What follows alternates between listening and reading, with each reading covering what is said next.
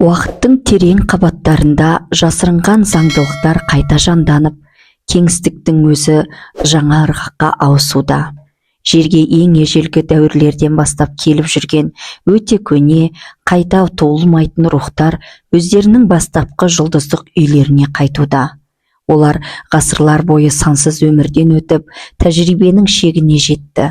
Енді оларды жерде емес, ғаламның жоғарғы өлшемдерінен күтіп тұр. Сол рухтар өте көп. Олар адамзат өрісін ұстап тұрған үнсіз шамдар секілді. Көрінбейді, бірақ әлемнің тағдырын теңестіріп тұр. Ғалам қазір қасиет жолына түскелі тұрған рухтарды бұрынғыдан да тез, бұрынғыдан да қырағы сынақтарымен дайындауда. Бұл жазалау емес, жеделдетілген ояну кезеңі. Енді бір ғана өлшем маңызды. Жүрегің ашық па, шынайы сүйе аласың ба? Ренішті кешіре аласың ба? Осы қабілеттерін тапқан рухтардың қасиеті найзағайдай ашылады.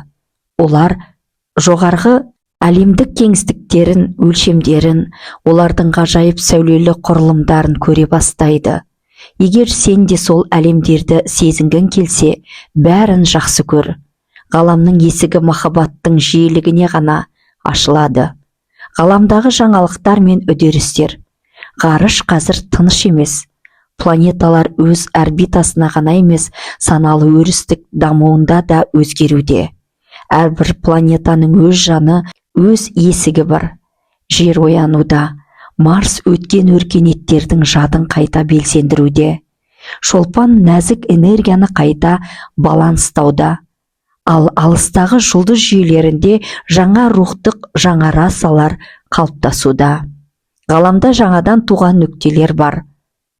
Олар болашақ әлемдердің ұрығы, болашақ өркениеттердің бесігі. Ғарыш дамуда, өсуде, дамуда, ол тірі. Рухтар да планеталар сияқты көп қабатты. Кейбірі жермен байланысты жас рухтар. Олар әлі сезім мен сана теңдігін үйреніп жүр. Кейбірі орта деңгейлі тәжірибелі рухтар.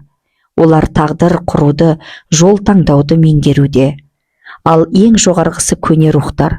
Олар жеке тәжірибе емес, тұтас өркениеттерді теңестіру үшін келеді.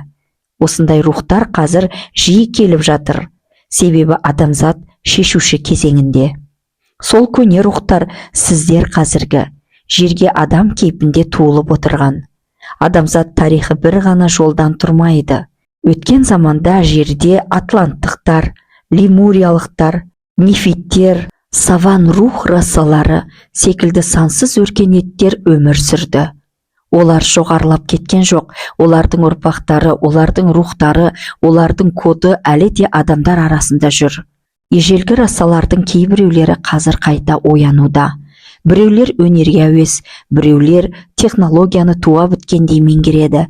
Біреулер энергияны сезіп, емшілікке жақын. Біреулер ғарышпен байланысқа бейім келеді. Бұл кездейсоқтық емес.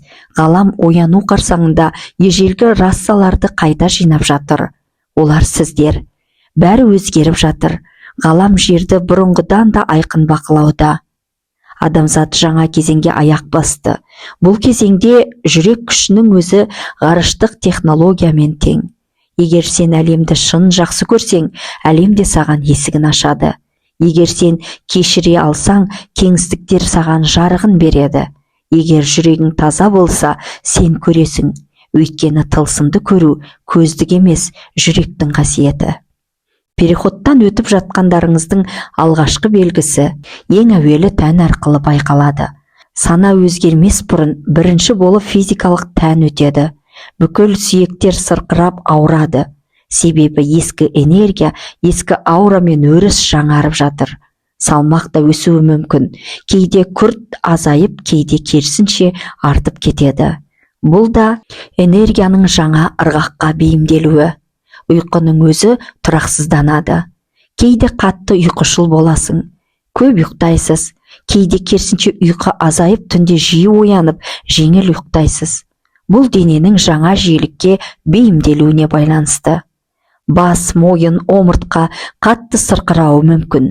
Жүрек ауыздан шыққандай қысылып, соғысы жиілейді. Мұрын мен тамақ бітеліп, тыныс тарылады. тіпті тіс те қақсап ауыруы мүмкін. Себебі ДНК коды жаңарып, жасушалық деңгейде өзгеріс жүруде. Құймышақ, бел және белден төмен аймақтар ауырады. Мұның мәні: жер сізді өз энергиясына бейімдеп, жерге нық орнатып, аяқтан тіреу беріп жатыр. Бір сөзбен айтқанда, тәнде толық өзгеріс жүреді. Қасиет ашылғанда да дәл сондай белгілер байқалады. Содан өтіп, қайта жаңарып, қайта тірілгендей боласыз. Тән жаңғырғаннан кейін ғана өзгеріс санадан және жүректен басталады. Ескі қабықты тән арқылы тастап, содан соң жан мен рух деңгейінде тазарасыз. Бұл сананың переходқа дайындығы, жаңа жиілікке бейімделуі, тірі қалуға ішкі жүйенің қайта құрыла бастауы. Қазіргі кезең адамзат үшін ерекше переход. Ғылыми тілмен айтқанда, біз 3D шындықтан 5D деп сипатталатын кеңірек қабаттау деңгейіне бет бұрып жатырмыз.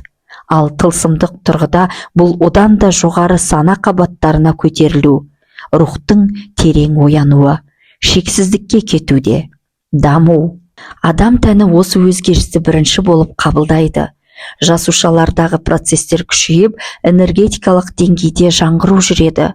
Бұл кейде ауырсыну, әлсіздік немесе ішкі діріл ретінде сезіледі. Рухани тілмен айтқанда, ДНК құрылымы тармақталып, өзінің жасырын мүмкіндіктерін белсендіре бастайды. Ғылыми тілмен айтқанда, бұл жүйенің гормондардың түйсік пен қабылдау артықшылықтарының қайта теңесуі. Содан соң интуиция күшейеді, адам бұрын байқамаған белгілерді сезеді, жүрек ақиқатты тез таниды. Жан мен рух деңгейінде тыныштық тереңдеп, ішкі дауыстың анықтылығы артады. Сана өзгеріп, есейіп, байыптырақ бола бастайсыз. Бұл саналылыққа қадам басу. Өзін, өмірді, әлемді бұрынғыдан да әлде қайда айқын көру. Переходтың мәні басқа ғаламдарға емес, өз ішіндегі терең өлшемдерге көтерілу.